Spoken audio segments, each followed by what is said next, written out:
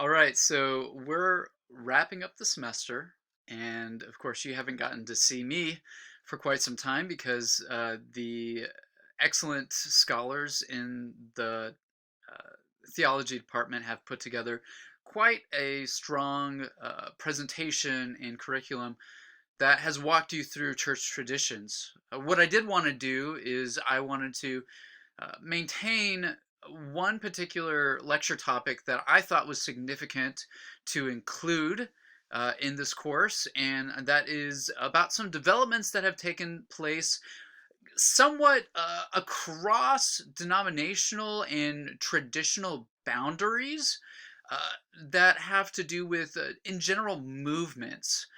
There's the neo-evangelical, the neo-reformed, and the neo-liturgical movements. And I would even add there's a progressive Christianity that exists that has developed as a response to the neo-reformed, or what a lot of people have been calling uh, conservative evangelicalism. So, just to refresh in your mind, you have an exam that you need to start preparing for, and so I will have review materials available for you. Uh, so that you can prepare your essays and be ready to submit those. I just do want to say a word about the exam. Again, the exam is going to be open book, open notes. That way we don't have to struggle with any major integrity issues where you might have any temptation before you. And I hope that you all will do really well on the exam, that you will have studied well. There will be a Kahoot game. It's going to be 50 questions, multiple choice. Each question will be worth 1 point. And then there's going to be 10 questions that have to do with dates and events that are each going to be worth 1 point. And then there's going to be 4 essay questions, and those essay questions are each going to be worth 10 points. And you are actually going to complete an essay in response to a question about each unit during this course. So the test is comprehensive. All right, so let's go ahead and start diving into talking about neo-evangelicals. What am I talking about when I refer to neo-evangelicals? Well, during the 1940s, as a result of kind of what I would say was the slow decline of the fundamentalist movement, which the fundamentalist movement was a response to liberalism, Christian liberalism, in the early 20th century. Uh, Fundamentalism continued to become much more isolated and insulated, and I think some would describe it as being sectarian. And during the 1940s in particular, coming out of the Great Depression and in the midst of the militant World War II period, there was a need for a new expression of evangelicalism. And so there were a couple of pivotal figures that emerged as leaders of this movement that they dubbed neo-evangelicalism. Probably first and foremost is Harold Ockenga. Harold Ockenga lived from 1905 to 1985. He was the pastor of the well-respected Park Street Church in Boston, Massachusetts. He founded the National Association of Evangelicals in 1942, and he was one of the key founders of Fuller Theological Seminary in 1947. He was the president of Fuller at some points in absentia because of his pastoral ministry in Boston from 1947 to 54 and from 1960 to 63. And then from 70 to 79, he was the president of Gordon Conwell Theological Seminary.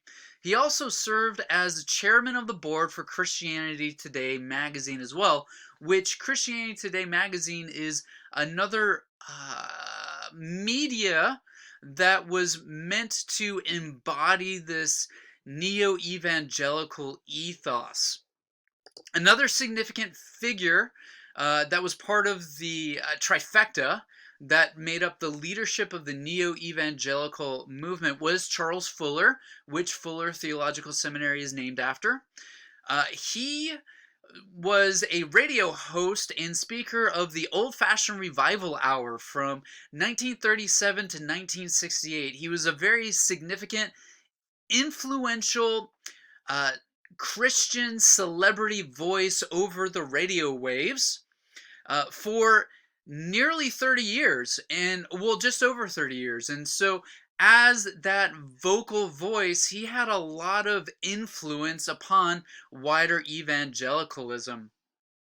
By 1951, the old-fashioned revival hour carried by ABC radio reached 650 radio stations. So it was the most widely syndicated radio talk sermon message devotional period that was listened to by a very wide audience.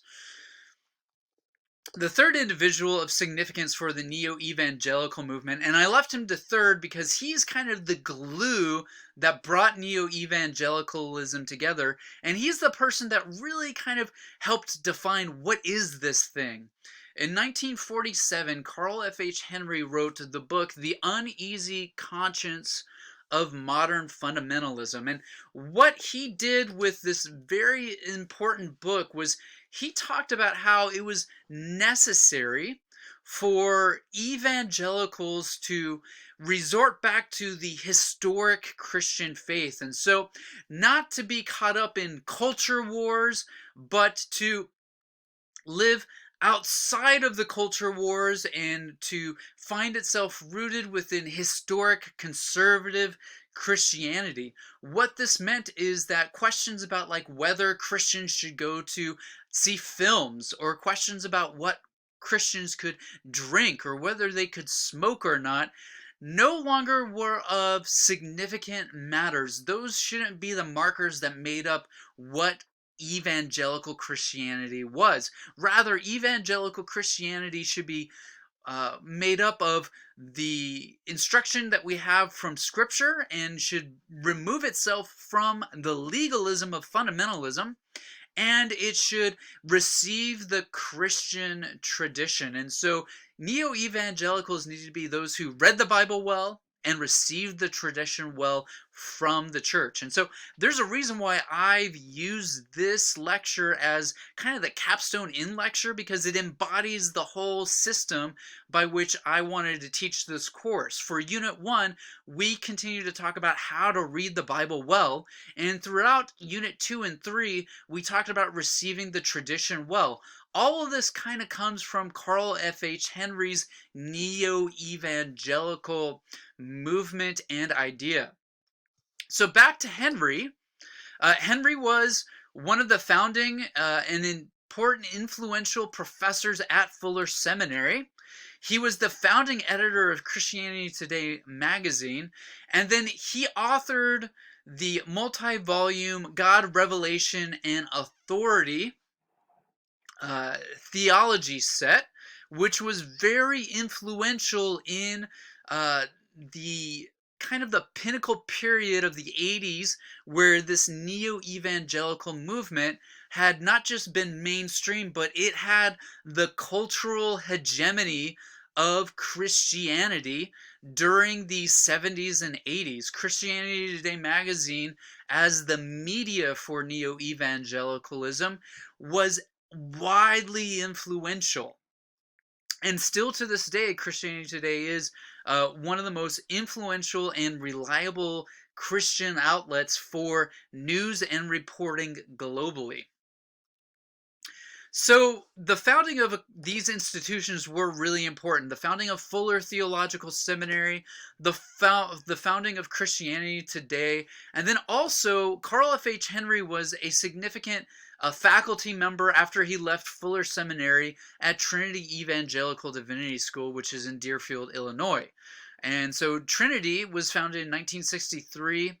It's part of Trinity International University, and it's closely connected to Christianity Today and to other evangelical institutions in the Chicagoland area.